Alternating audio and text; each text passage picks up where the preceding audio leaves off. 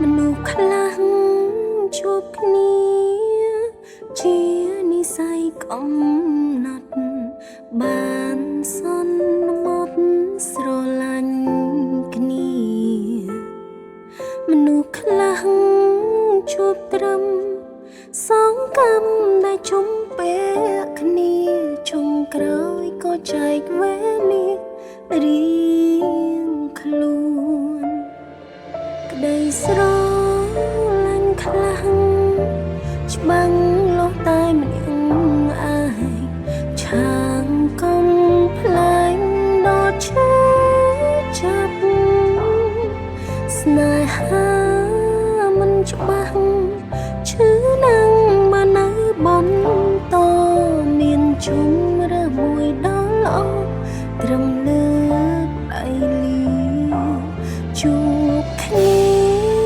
ពេលក្រោយពេលដែលរងមុនជាងនេះជួបគ្នាពេលនេះមិនចំពេលល្អឡើយជួបគ្នាលើកក្រោយត្រឹមជាមនុស្សធ្លាប់ស្គាល់គ្នាបើសិនគេសួរពុំនេះយើងបែកគ្នាហើយជួបគ្នាថ្ងៃក្រោយត្រឹមមនុស្សធ្លាប់ស្រឡាញ់គ្នាអានឹងសាពេលវេលាជាសមិនល្អបែកគ្នាពេលនេះព្រោះយ៉ាងមិនអាចបន្តស្នេហាដែលគ្មានជំហរបន្តតែបាន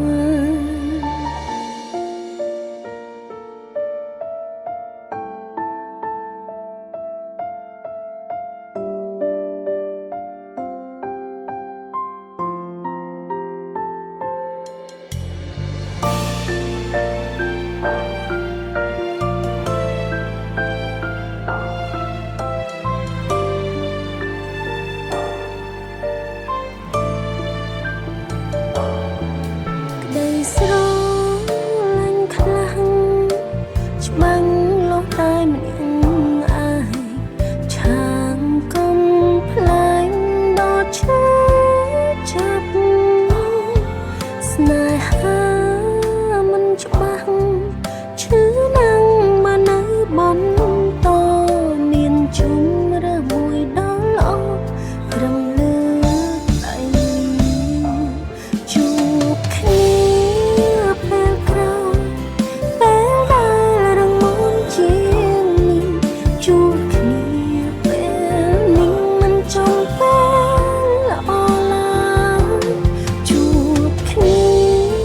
លើកក្រោយត្រឹមជាមនុស្សធ្លាប់ស្គាល់គ្នា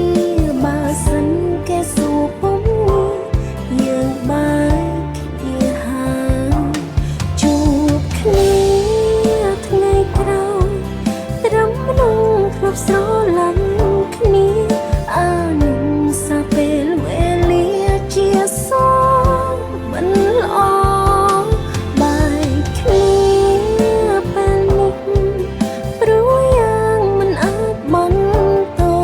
ស្នេហាដែលគ្មានជំហរបន្តតែបានជួបគ្នាពេលក្រោយ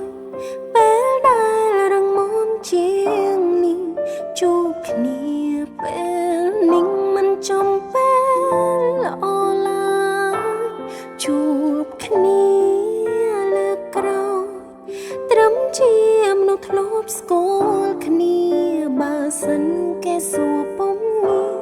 យើងបែកគ្នាហើយជួបគ្នាថ្ងៃក្រោយត្រឹមមនុស្សធ្លាប់ស្រឡាញ់គ្នាអានឹងសាពេលវេលាជាសមិនល្អបែកគ្នាពេលនេះព្រោះយ៉ាងមិនអាចបន្តស្នេហាដែលគ្មានជំហរ